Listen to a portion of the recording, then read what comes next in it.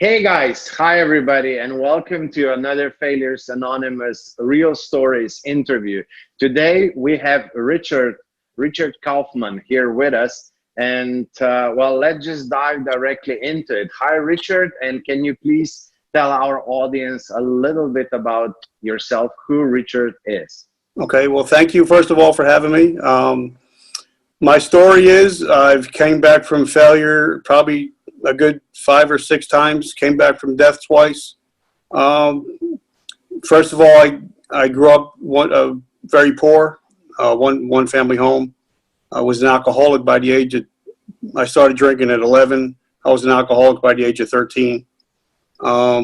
Became homeless, joined the military, became a professional drinker, got thrown out of the military for drugs and alcohol abuse.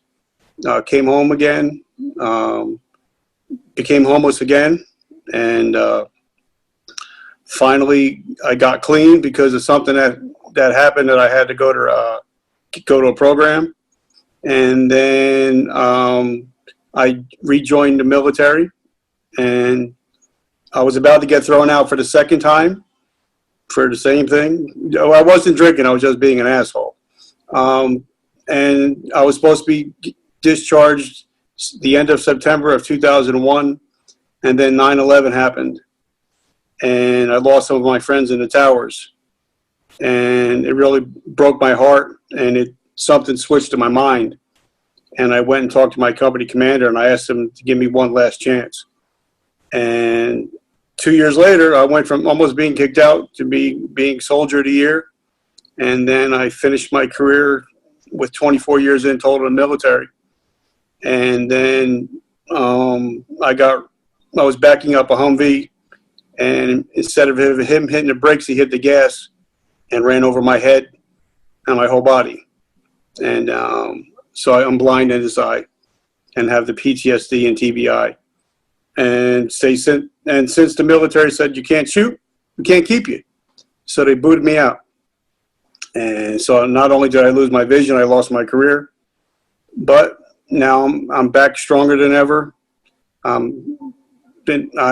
manage a very successful general nutrition center, and now I help veterans that are going through health issues, anything with health, depression, TBI, any kind of addiction issues. So that's my story in a nutshell. You know, I've failed a lot. Oh my God, this was really like a whole story in really a nutshell. I need to learn from you. Whenever they tell me, Miha, tell your story, I can go on and on and on and on. I just don't know how to shorten it. So I need to learn from this. Well, you know what it is? I don't want to bore anybody. You know, I don't want to. You're definitely not boring. I mean, wow. But yeah, let's dive into the failures. So if you can pick, I don't know, 2 or 3 darkest, hardest failures, which ones would that be? Probably the first darkest would probably be dropping out of school, because I dropped out of school. I didn't finish the 9th grade. But since that time, I've read over 6,000 books since that time. So I think the biggest failure was not going back to school, or actually going to school, because when most people were going to proms and doing high school things, I was hitting the streets drinking and drugging. So that would probably be my first one. Okay. Second one? Definitely getting thrown out of the military, because I came home. I told my mom. I couldn't tell my mom, you know, I got booted out, you know, for drugs and alcohol. So I told her, you know, I just told her a lie and said they let me out early. And so I think that was the biggest disappointment to myself, is knowing that I didn't complete what I set out to do. That would probably be number 2. And then number 3? Number 3 would definitely be, I've been married 3 times, and the hearts that I've broken, my past 2 wives, it was my fault. It wasn't anybody else's fault. So, but I'm making up for that now with my beautiful wife. We've been together for 9 years now. Perfect. Okay, let's go back to dropping out of, well, elementary school. Yeah. Yeah, I finished. Well, I didn't get to finish ninth grade because I think it was because I had when I went to grade school. When I went to before I went to kindergarten, I had a lady that taught me, and when I got into first grade, I was reading on a fourth or fifth grade level. So I think it was my ADD was kicking in, and I would get to school and they would teach something, and I would get it, and then I'd be like, "All right, I got it. Let's move on." And they're like, "No, we got to wait." And I'm like, "No, just go to the next thing." So I couldn't handle it. It was just my mind was racing more than I can, it was going 100 miles an hour. Okay. Can you tell us, can you take us on the journey of, so you failed, you dropped out of school, and what was happening after that? What were the emotions? What was the self-talk? Well, I don't know if you've ever read that book, Rich Dad, Poor Dad. I did. Well, I actually lived that life because my mother was the poor mother, and her sister was the rich sister. And I have two cousins. They're awesome, but they were going to college. They had careers, and I'm just a bum on the street. So I figured, well, if I'm going to be the black sheep, I'm going to go all the way. I'm not going to half-ass it. I'm going to be total opposite of what they were. So that's where I was at that time. Okay. But can you tell us about some of the emotions, after the failure? So you failed, and then how did you react? How did you emotionally react to that? What was going through your mind, in the first few days, weeks of your failure? Oh, a lot of it, to be honest with you, I blocked out a lot of my memories from that time and that age. Okay. Would you rather we move then to the second failure? Is that still more? Yeah, that's a little bit more clear because I was drinking from the age of like 11. I was up to 2 cases of beer a night in the 5th of Sambuca, like 5 or 6 days a week. So I really don't remember a whole lot of that. Okay. So yeah, then let's go directly to the failure number 2, to being kicked out of the army. Well, I had a lot of great times when I was in, but I was always that guy that because I went in the day I turned 17, I shipped like 2 weeks later. So when I joined the military, it was a 17-year-old kid hanging out with 30, 40-year-old guys. And I became a professional drinker at that time. And the job was the military was just paying me. And so I really didn't conform to standards. And they deserved to boot me out. And I got busted like 4 or 5 times. I went from like E4 to E1 a couple times. And then they put me out. So when I got home, at this time I'm 19 years old. And all my friends that I knew back home, they're all in college now. And I got home and I couldn't really go for any good jobs because if you get thrown out of the military, even though it was a general discharge, it doesn't look very good on your record. So I couldn't exactly go to be a police officer or firefighter or anything like that because I had the bad record. So then it was just being just coming home, and after being 2 years on my own partying and doing what I wanted to do, to come home and live with my parents and tell me I had to be in bed in by 10 o'clock. That didn't go really well. You mentioned when you were saying before that you were ashamed and you didn't even tell your mom exactly what happened. Yeah, because even though we weren't very close at that time, I just knew that it was her dream to always go in the military. But back when she was younger, women were not really allowed to join the military. And if they were shunned.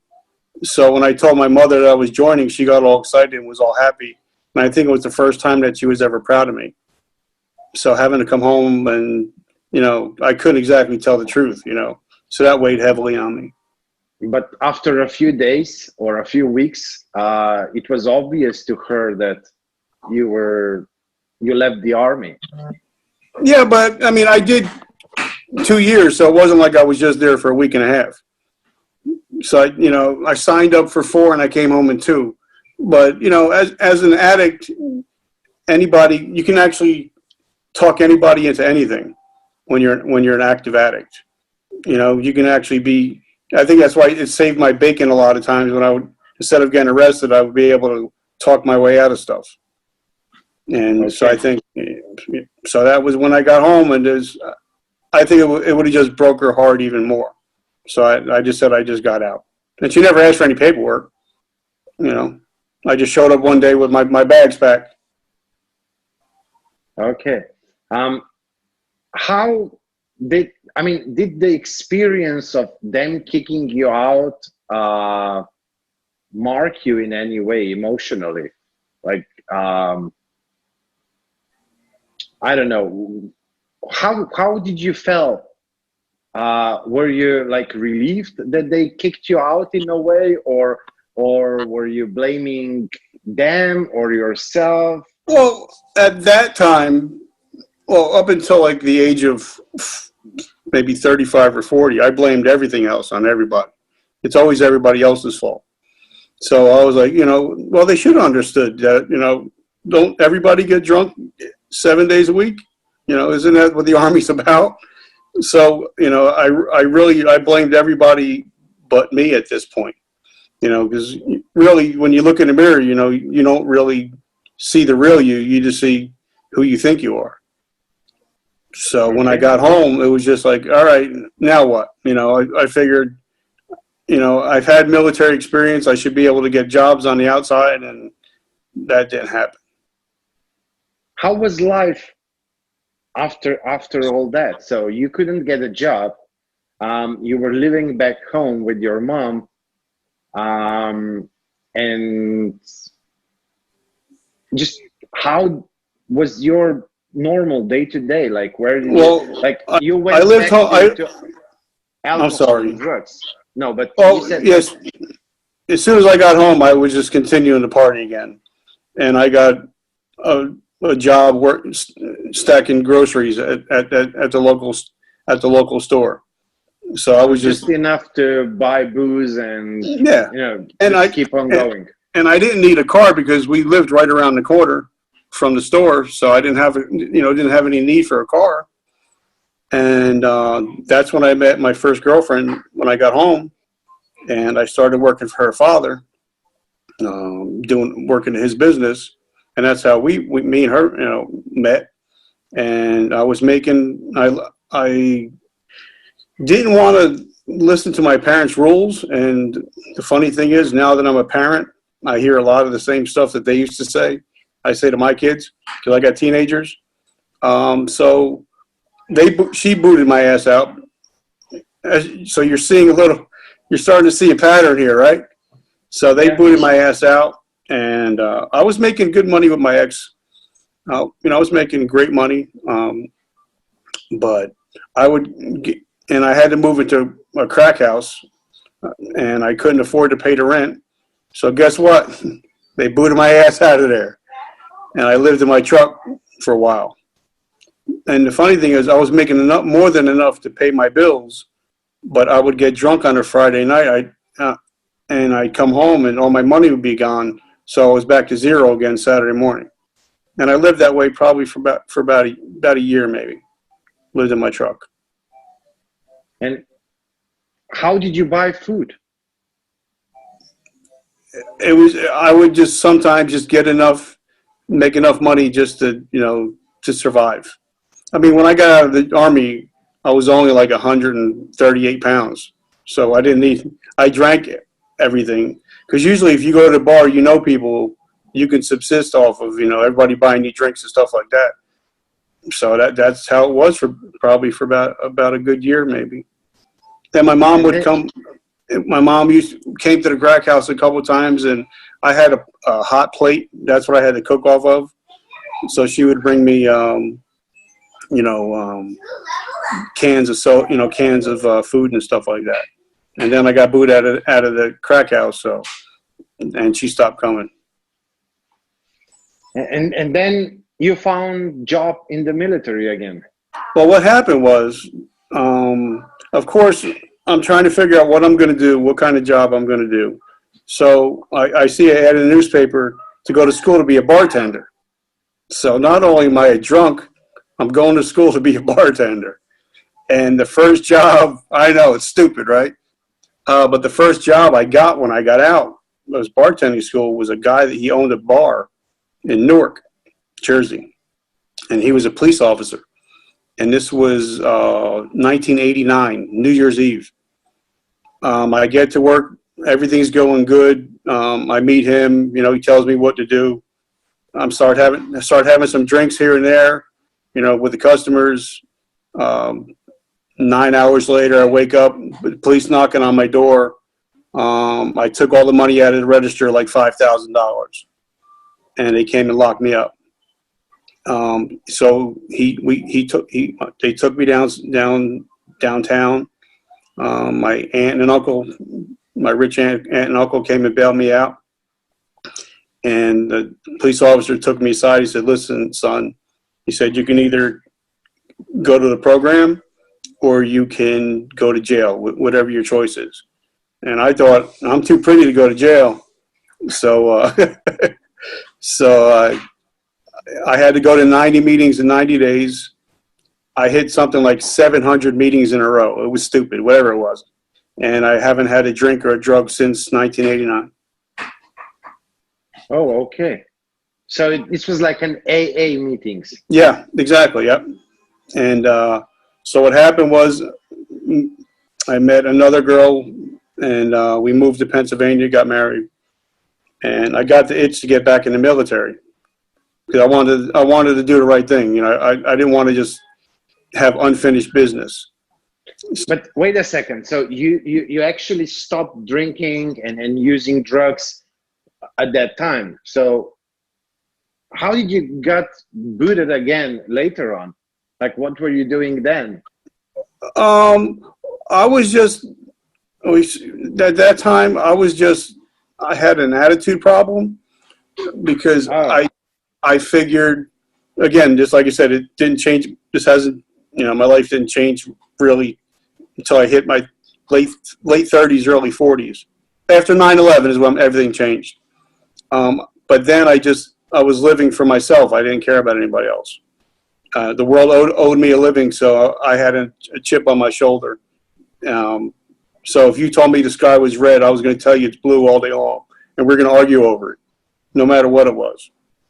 So I was. So you went from a party drinker person to this bitter, angry person, just ready to fight with anybody. Yep, there's something called a dry drunk. It's where you're not drinking, but you're still acting like an asshole. And that's where I was at.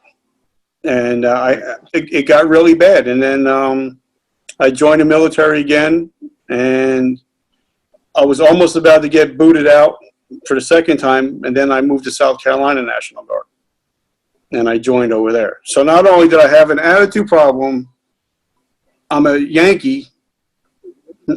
So they don't like the Yankees, first of all. And then I had the Yankee attitude. So I was not a very popular person there either. And they were going to boot me out the end of September of 2001. If we go back a little bit, so you met your wife, you got married. Mm-hmm. What was going on? Like you said, you divorced 2 times, and it was all your fault. Well, because I can never, in my life now, I can't blame anybody for anything.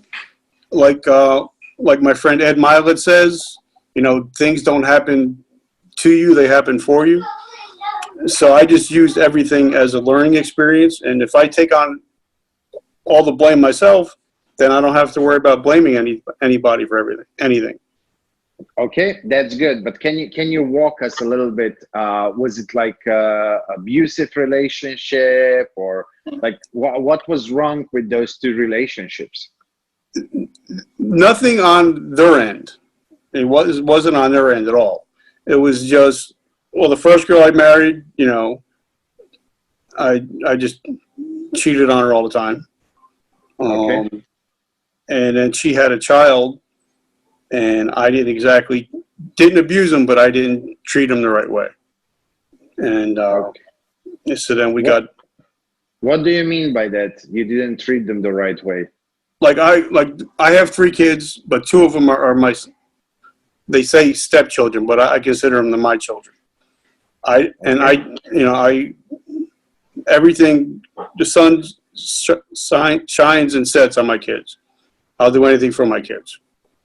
But when I got married to her, I didn't realize that it was a package deal. You get the mother, you get the child. So I was again. Oh, so that was a kid from before Yeah, before you two got married. exactly, yeah. So like I said, I was just an asshole. So. Okay. Okay. And then, the second time. we moved to South Carolina. We bought a house, and the reason why we got divorced is because she wanted to move back to New Jersey, and I didn't want to move back to New Jersey. So she moved back here because she missed her family, which I can understand. So we got divorced out. Okay. And then how many years later you met the second wife?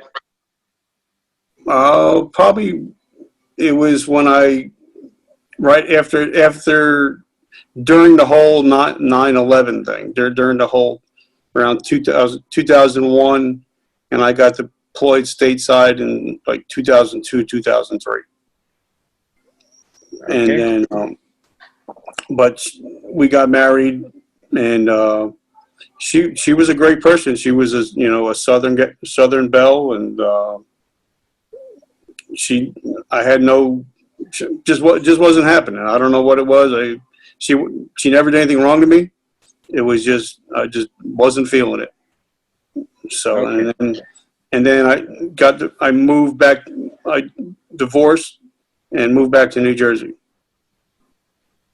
Was that around 9/11? No, I moved here, let's see, it's 2018. I moved here nine years ago. So 2009, I moved back here. Yeah. Okay. Yeah. Okay.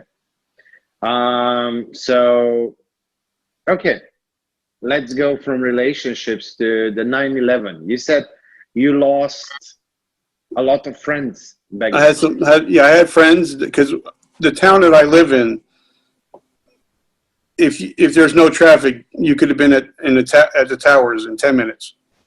So we lived right across the bridge. So I knew a lot of people that were actually working that day, and I knew some people that were firefighters and first responders. And what happened then in your head? Well, Like, what happened was at that time you were, they were trying. I mean, they wanted to boot you out of the Yep. army again. Yep. Because of your attitude, I guess. Of course, yeah, but it was just the same shit. Just not drinking, just being an asshole.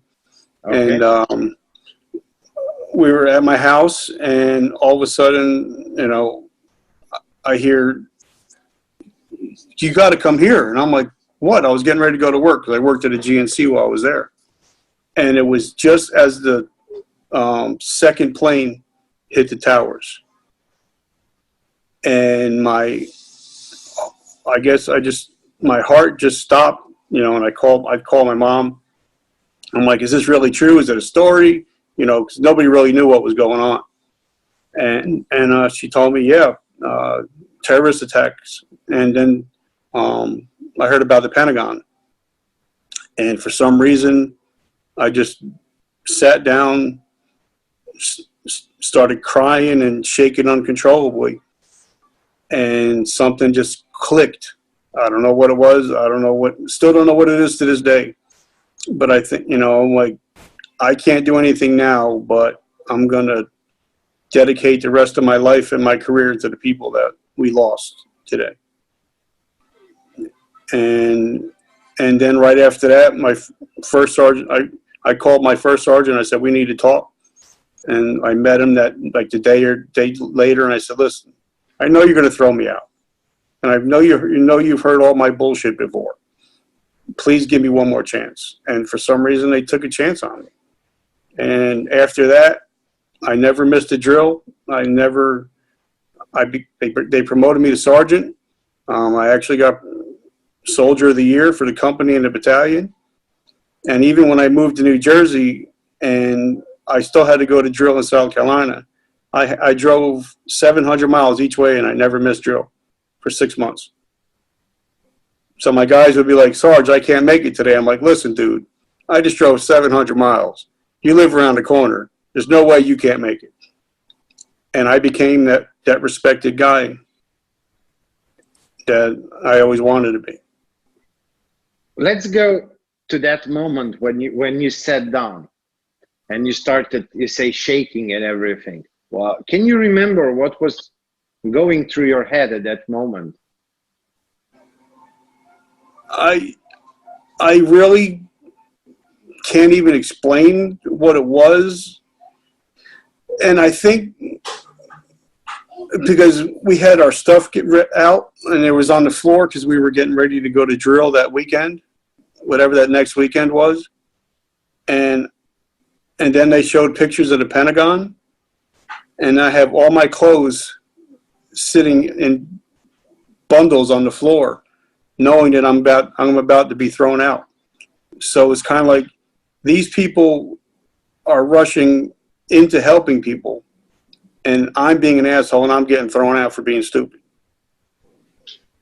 Okay. And it kind of just, I don't know what, it just clicked. Something just, I don't know what it was. Was it before or after or at that moment when you stopped blaming others and took responsibility for your own actions, for everything? Well, I think at that time, it was a couple weeks afterwards, and I met with my first sergeant, and then we all got the phone call. All right, guys, have your shit ready, just in case you're ready to be called. And then they called us all down to the armory, and we had to sign power of attorney, had to sign our life and our will and a power of attorney. And that's when shit just got real, And then I was like, all right, it's time to adult, I have to become an adult now. I'm like, there's no ifs, ands, or buts about that. So now when I never got deployed overseas. I got deployed, we were stateside, and it was about 4 hours from my house. So that's when I became an adult, because that's when I had to handle my own bills, I had to sign over the power of attorney and had to do all that stuff. So that's when it's like, well, the buck stops with me. There's it doesn't matter what happened in the past. It's irrelevant now.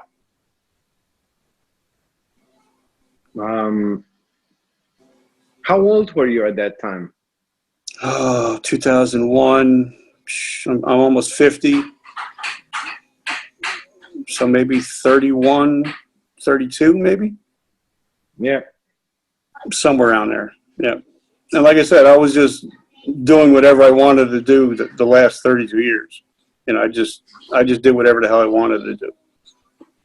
I never felt, I always lived that it's everybody else's fault. Everything ever happened to me, it's everybody else's fault. And then after we, got deployed, then everything just changed to be like, well, you know what? If shit's going to happen, it's your fault. There's nobody to fall back on. So I can't be a leader of men and just be blaming everybody else. When you're a squad leader, it's your fault. Shit breaks down, it's your fault.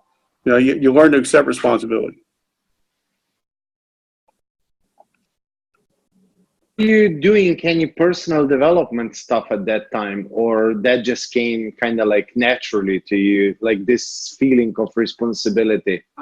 Well, the whole time, like I said, I've always been, like I told Donnie, he asked me, well, when did you start to read? And I told him what the exact time it happened is my step-parents, my parents, they would always argue.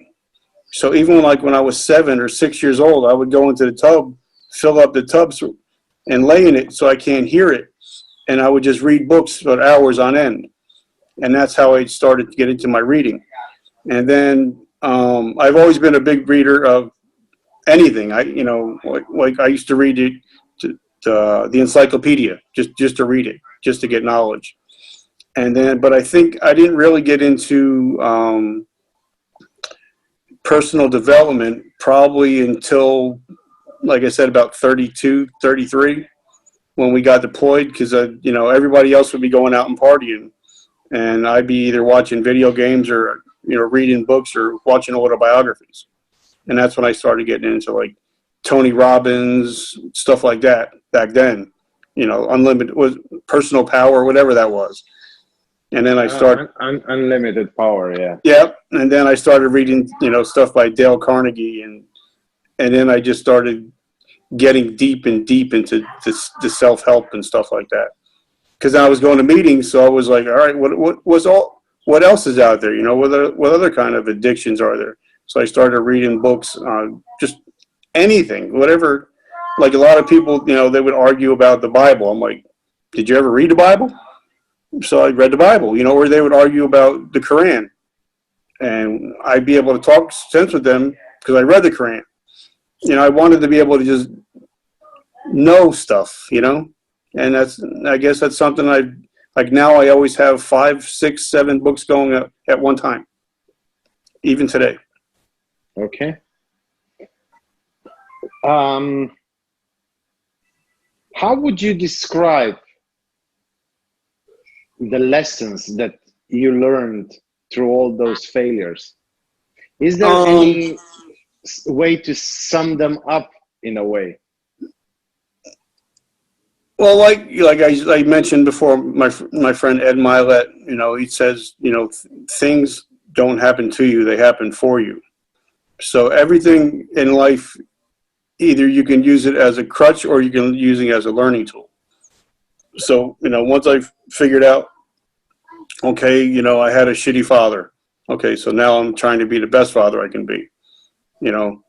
My father wasn't a good husband. Okay, now I'm going to be the husband that he never was.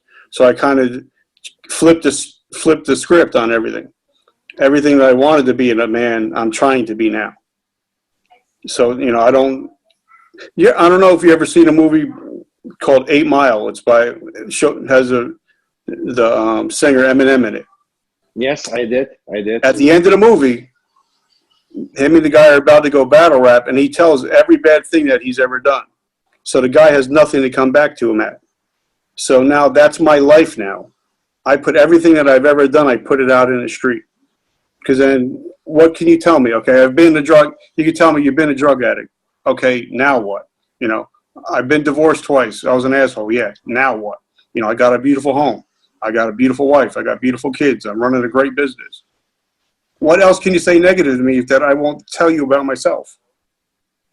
Yeah, if like my friend of mine, Steven, he says, if you live by the HIT principle, HIT, honesty, integrity, transparency. If you live by that, you really can't go wrong. Steven was on Failures Anonymous as well. Yep, he's one of my big mentors. He's a true gentleman. So yes, he truly is. He's a little bit intimidating with his big posture and yeah. So a friend of mine, when he was watching, he said, amazing guy, but I would not want to be close to him if that guy gets mad. Yep. But yeah. So how was the whole, how did the whole bouncing back from all of that happen? Was it like over the night thing, or was it another journey? So first was the journey down, and then Do you mean the military? At this point in the military? yeah, yeah. Well, I just felt like, and my wife, we, every time that 9/11 happens, because right now I live, you can see the towers from my house. I mean the Freedom Tower now. Every time anything about 9/11 comes on, I always watch it. And she always asks me, "Well, how come you watch it a lot?" And I said, "Because it changed my life. It changed me. It flipped the switch in my life." So I watch it every time it's on, and I'll read everything I can about it. But after that, I started feeling like I have a purpose. Like I just joined the military to get out of my house, so there was no purpose in it. It was just. And the second time that I joined, it was again just to get out of the house, to be able to do something on weekends. But after 9/11, I think it is when I finally felt I had a purpose in my life. I mean, I don't know. It didn't. I don't know if it changed anybody, but it sure changed me, and I know it changed me a lot. I mean, I went out and got a tattoo the next day. It says September 11th, 2001. Some gave all, and my every time I look at it, I just know that my life changed, and I don't know if it was a spiritual thing, but I just know that it gave me purpose. And what were, like, okay, so you had the aha moment, but you probably didn't change overnight.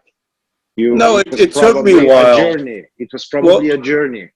Yeah, well, it took me a while because when I got back, all my guys, they're like, "Oh, here he comes. He's still going to be an asshole." So I had to. Oh, I'm sorry. I had to make amends to a lot of people. I had to. Anybody that I offended, I had to be like, "Listen, I'm sorry for being that way. I'm sorry if I offended you at all." And and then I really started getting serious about working in the program, working the steps in the program. So then I had to go through all my steps, and I actually had to start making peace with my past. And then, how did people react to you approaching them? Did they believe you right away, or no? They called bullshit, because they've seen it. They've seen the picture before. They've seen it. All right, he's just trying to save his ass. So I had to really work my way back. Like I would always be, if everybody's supposed to be there at 7, I'm there at 6:30. If everybody's leaving at 5 o'clock, I leave at 5:30. I had to go above and beyond every day. It wasn't just like, it was an everyday thing that I had to turn my life around. And then my friend Matt, which is a friend of mine, he led me to Christ while we were on deployment. And that helped out a lot in my life too. Okay. Wow, pretty amazing journey. I can't even call it a story, it's a journey. And who is Richard today? What do you do? Who can contact you? How can they reach you? Well, I mean, I have a couple. I started getting really, when I moved to New Jersey, I got a job with a local GNC, which every time that I've ever moved anywhere, I always got a job. I always found either working in a gym or working at a GNC. So it's something I've done for the last 30 years. And I got a job here in New Jersey working for the GNC. And I've always enjoyed helping people. I've always loved that. Probably from the earliest memory, I always looked at guys like Arnold and stuff like that, and read their biographies about what he came through to make it something in his life. So I actually help people that are going through health and fitness issues, and especially addiction issues. That's where I'm really starting to focus my life on, is veterans that are coming home, having addiction issues, getting separated, going through depression and stuff like that. So anybody can follow me I'm just Richard Kaufman on Facebook. And a lot people can also hashtag supplement guy NJ, New Jersey for NJ, supplement guy NJ. And that'll link to all my Facebook, Instagram, Pinterest, Twitter, all that stuff. And right now I'm looking to get out of the GNC, probably coming up, probably when I hit 50 in January. So we're basically, I want to be doing this, talking to people, helping them, realizing that, you're the one that changes the end of the story. The beginning of the story, you probably had no control over. You might have had some, but you control the end. Nobody else controls the end. You don't have to give up. And what's the legacy that you want to be remembered for? Well, that's what I was getting back. I'm sorry. I got a chance. I started reading books by Robert Kiyosaki, and I started getting into these self-help books.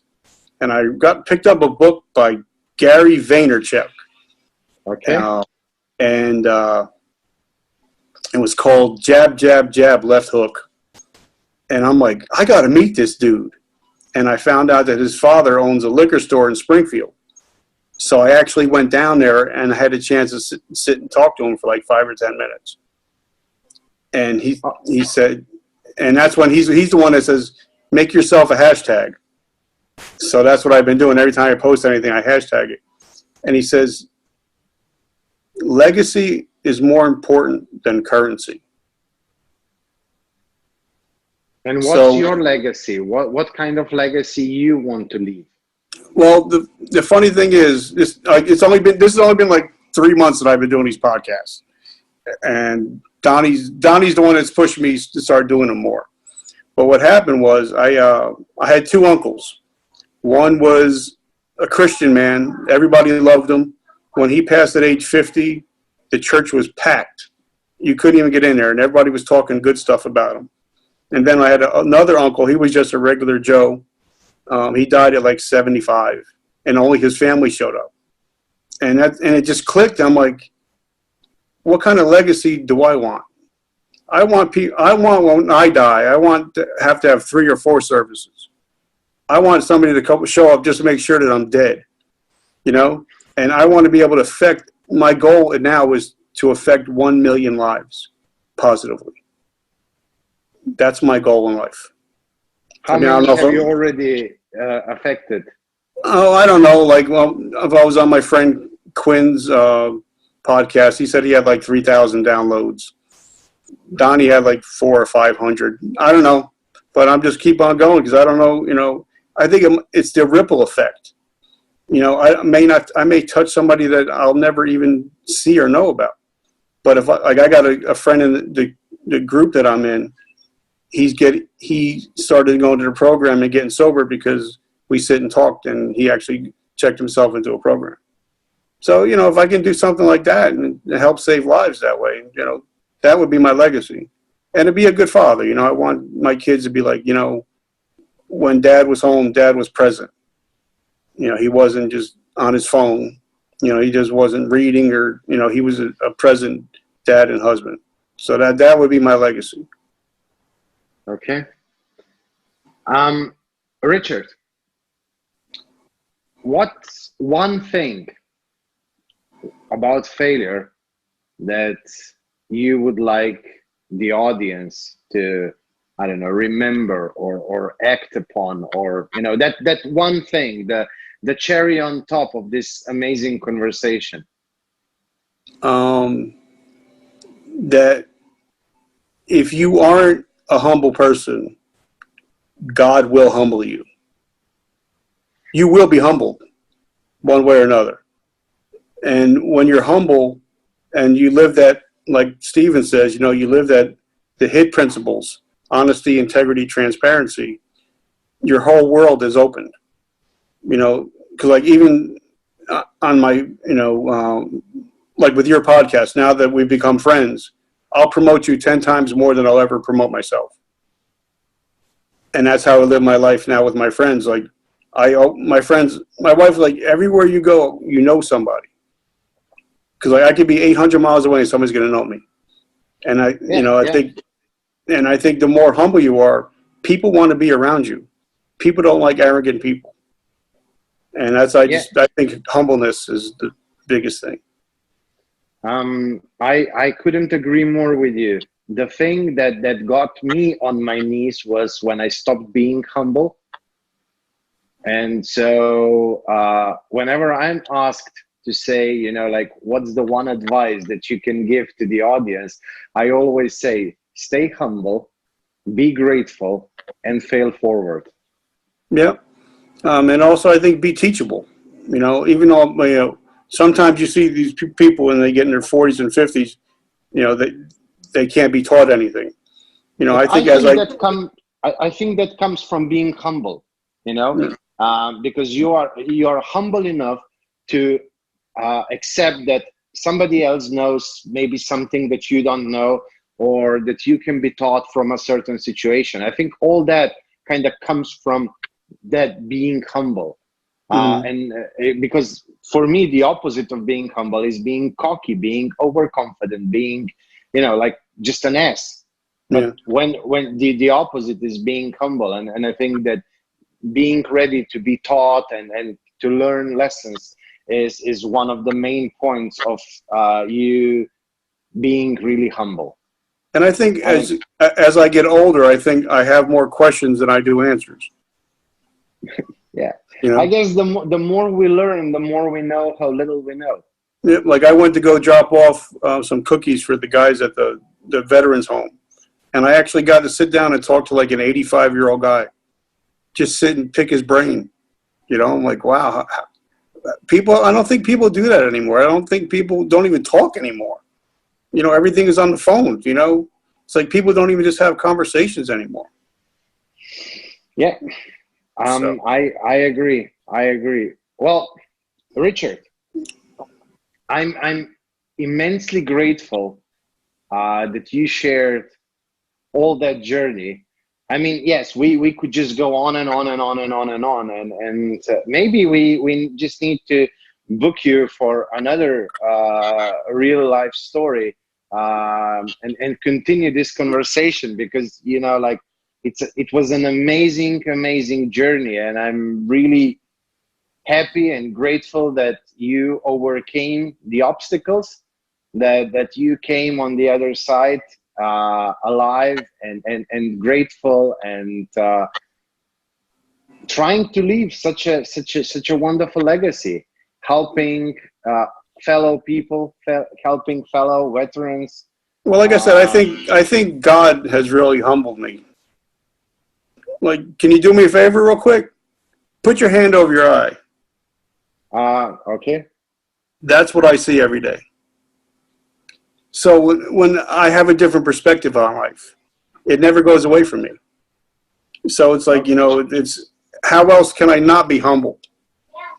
You know? Yeah. I can't see shit. How else can I not be humble? I understand. Well, again, thank you for agreeing to do this. Oh, this is fun. I like this. Well, thank you. And yeah, like I'll let you know when this goes out.